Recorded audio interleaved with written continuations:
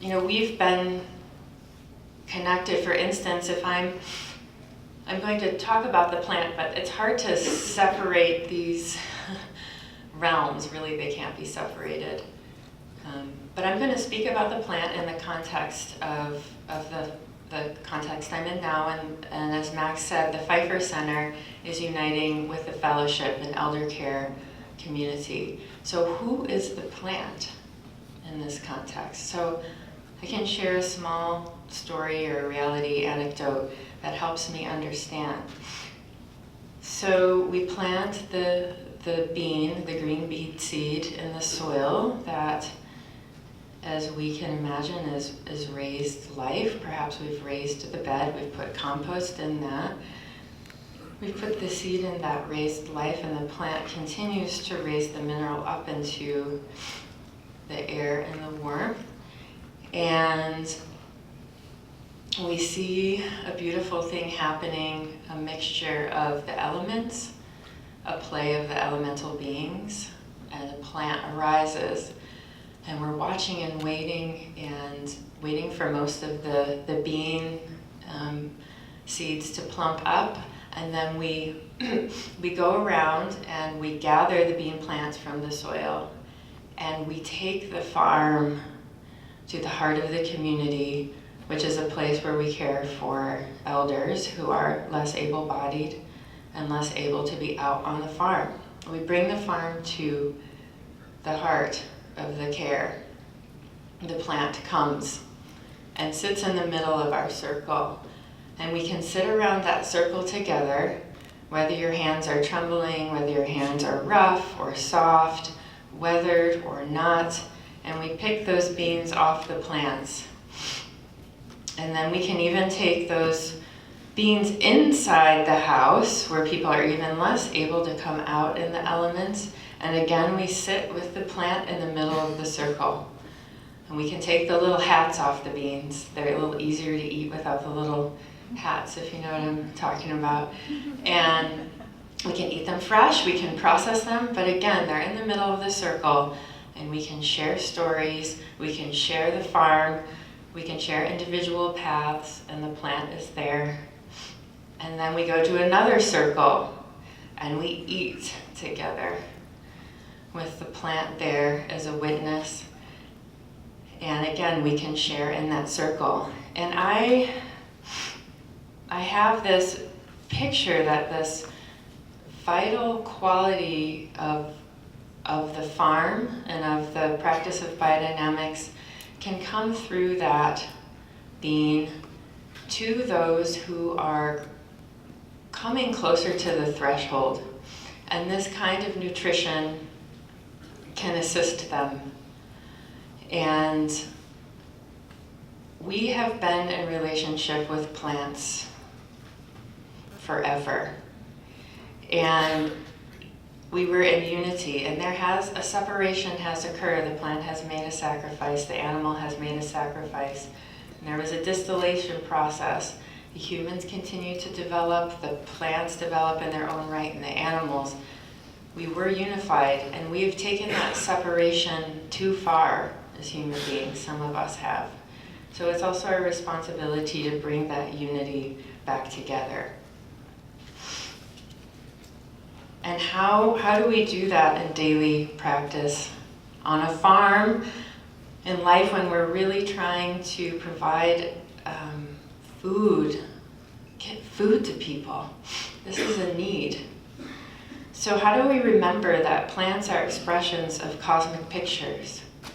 They're words of the earth. They're words of the stars. It's a living poetry born out of what's above and below. Weaving. How do we remember that? Weaving in time, changing always. It's not a stagnant picture. How do we work with the snapshots of perhaps when we go out and we see the arugula come up and it's a tender cup, the very beginnings. And then we go out a little bit later and it has created more of a plane in the leaf, and the leaves are taking up much more horizontal space. Then we go out a little bit later and they're much more defined around an invisible center. And then we go out even later and there's a spindly center, and the leaves are more and more refined, and and smaller, and even towards the flower, they're hardly perhaps perceptible. If we can bring these separate forms together into a flow and imagine each in their own right and their process, metamorphosis becomes a living experience for the soul. The soul does not want knowledge. It wants experience, and the plants can really assist us if we're open to this. So if we can really allow this metamorphosis to live in our soul, we can see the visible definition of the plant body, but we can also see what is normally invisible.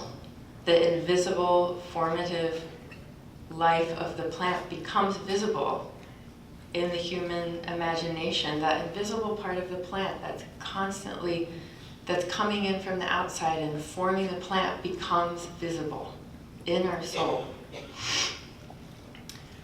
One could call this a Goethean way of thinking. It's a way of developing inner capacities to see the spirit behind the matter we see every day. In practice, I have been especially supported by someone Mac mentioned, Harold Hoven, when I was in California, and he would carry us through an honoring ritual of the plant that would hold us back from wanting to take,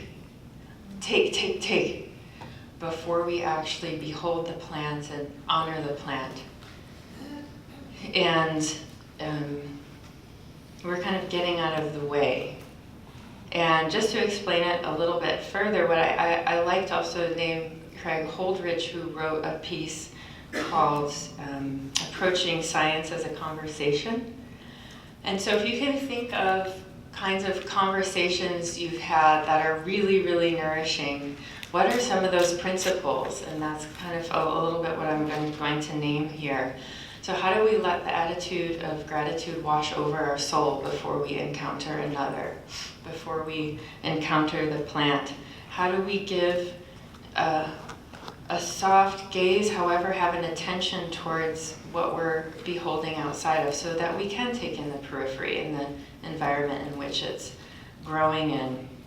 How do we create an atmosphere of openness, but also be very receptive, and in the dialogue, allow our senses to experience, what am I seeing, what's the color, what am I smelling, what am I tasting, what am I feeling, what am I feeling? How do we do that at the same time? And cultivating an attitude of respect. Nature is, we've come out of a unity, and nature is something in herself in her own right. The plant is itself in its own right, and I am who I am. So we're partners. So this plant, there's a voice, a possibility. So science is about a participation with the world and a responsibility towards having this kind of conversation.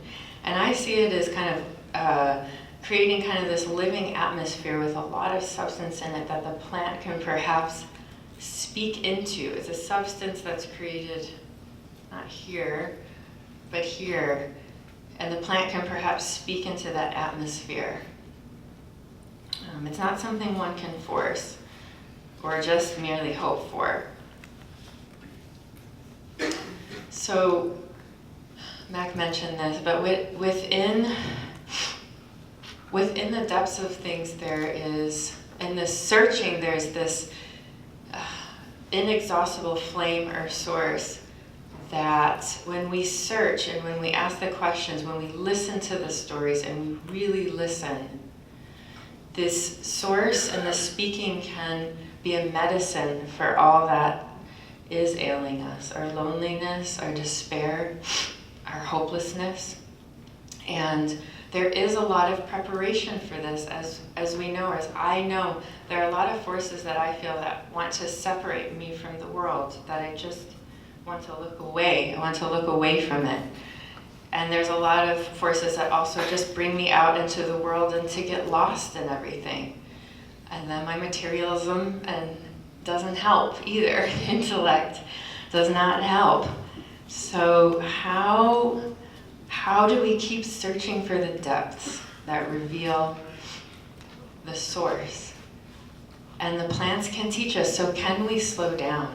Can we slow down and walk the landscape without the intention of taking? Can we go outside of the landscape and in the forest? Can we sit with a plant for a moment and carry these principles? Can we spend the time? Because the wisdom at play is really what guides us into our future. So thank you.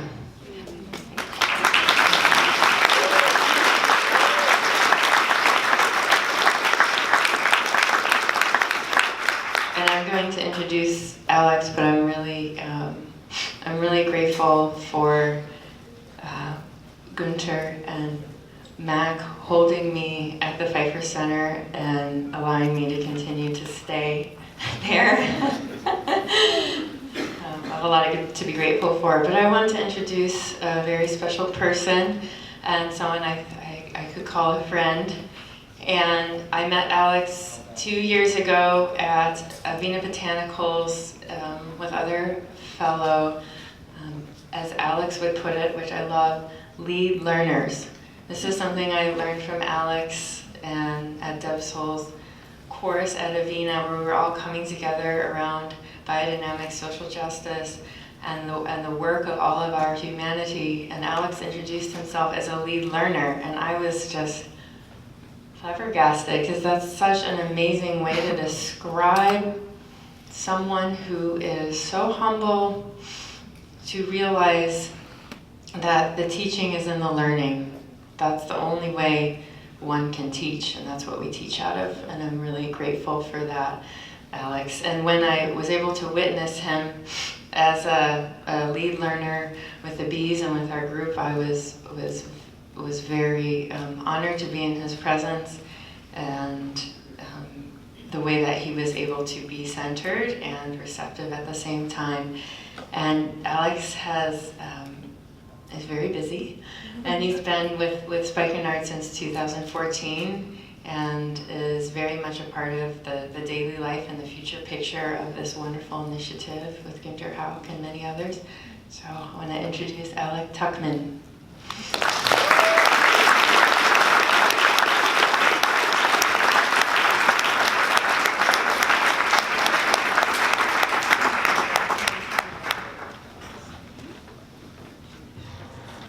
Hey there.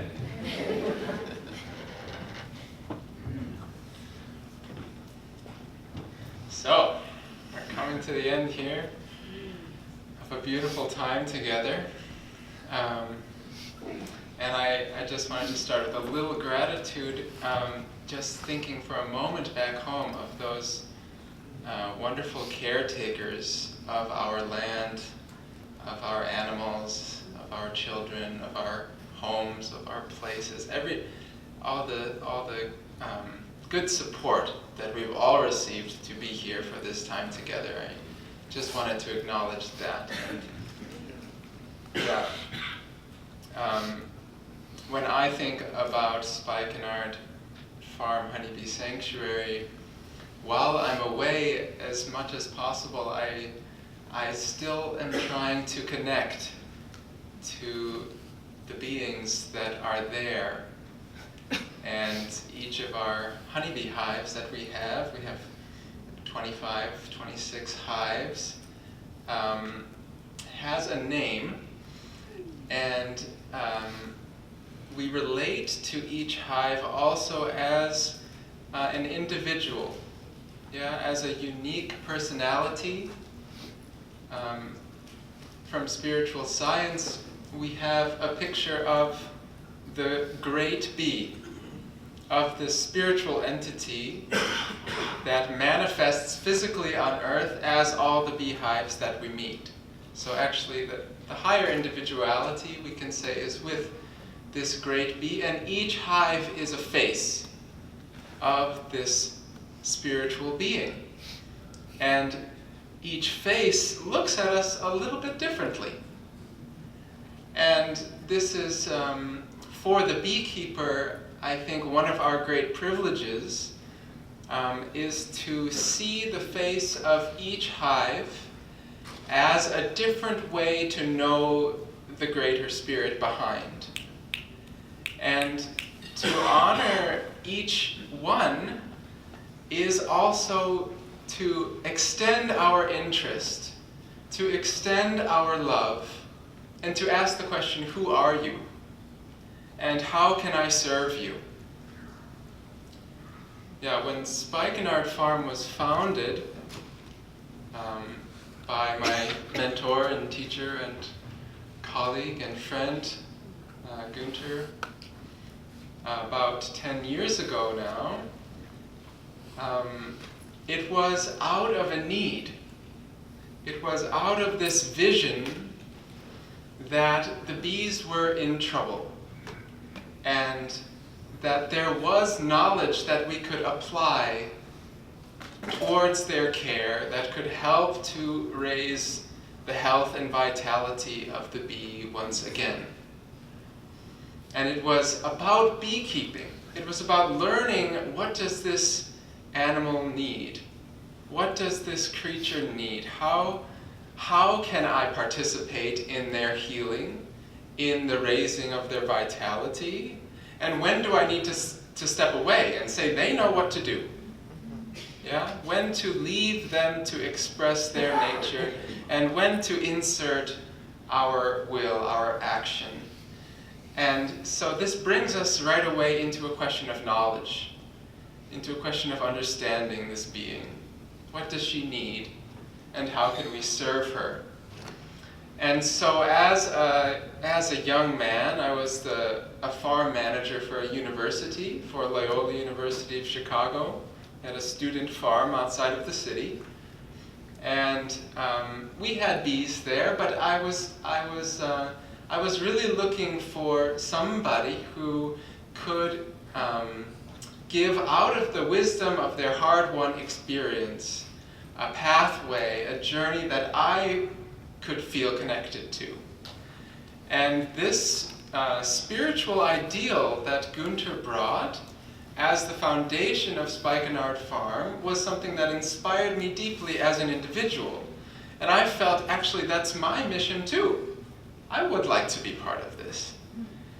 And in finding that, and in finding Gunther and his wife Vivian there, and this beautiful piece of land in Floyd, Virginia, in the Blue Ridge Mountains, I can say that I fell in love. And at first it was like, Hollywood love is not right, but it was naive. Yeah, it was like, it was living into this great ideal. And then the hard work came when I committed to that. And I said, actually, I have to make this my own in order to continue this work. Actually, the challenges are just beginning. Yeah. And I have the deepest gratitude for Gunther, for his mentorship, and also for Vivian, his co-creator in this. Because they gave me the space not only to offer and to contribute and to succeed, but also they gave me the space to screw up. I was allowed to be free. I was allowed to fail. And as a young person, this is something that I desperately needed to do. Yeah, this is like the beautiful wake-up call that strengthens the muscle that can continue to bring this spiritual ideal forward and into the future. And so, yeah, I just wanted to offer this as a little picture that at our farm, we have a farm individuality with the honeybee at the heart of it. The honeybee is the heart and soul. This is our activity and our energy is sort of pouring towards this center to ask the bees what do they need and how can we serve them. And so the gardens that have emerged around the beehives, the trees and the orchard and the large fields that we work with the tractor to provide forage for the bees when nature is not giving forage for the bees. For us, this is like in July. We have the summer hole when there's not too much in nature to give the bees a nice nectar flow. Yeah, this is our role, actually, as caretakers of the land, is to see how can we create what would be truly a sanctuary for the bee. And what we have found in this wonderful experiment is that it's not only a sanctuary for the bee, but it's also a sanctuary for the human being. And it's also a sanctuary for the plants and for the medicines. The bees have actually, through their own wisdom and through their own nature, have brought us deeper and deeper into the relationships that serve all of nature and that also serve the human being. And this is something of an enigma, maybe, with the bees themselves, that the relationship, what the bees are giving us as a picture, is a social relationship. They're giving us a picture of what humanity could look like maybe in a few billion years or something like this. Yeah, a picture of what a harmonious living together could look like in a life based on love. There's a beautiful passage at the beginning of the bee lectures that Steiner gives, and Rudolf Steiner is sort of this genius at bringing the picture of what lives in us in the microcosm and how it expresses itself in the macrocosm.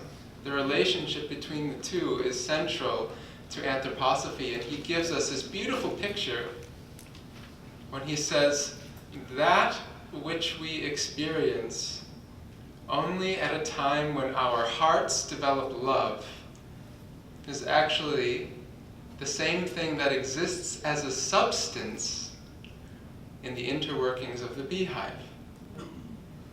The whole beehive is permeated with a life based on love. Yeah. So, we must completely humble ourselves in order to buck up to the work that the bees are calling us to do through their wisdom and through their example. And yeah, I guess I just have to say that, yeah, from the perspective of a young person coming into this work, and also in relating to other young people who are looking for a home, looking for a place, it's really helpful when the older generation of farmers, the pioneer farmers who are with us in this room, who may be looking for a future person, a future colleague, somebody to join, when they remember what was it that made me make this crazy decision to start a biodynamic farm? What was the ideal that allowed me to sort of pour my whole life, all of my energy, the whole daylight hours and more, into the creation of this being, into the creation of this farm, individuality? What is that spiritual essence? Because that's what the young generation needs to carry, is that. And I think the working together, the space between where the older generation has, I think, in a huge way, in the last 100 years, we have really perfected beautiful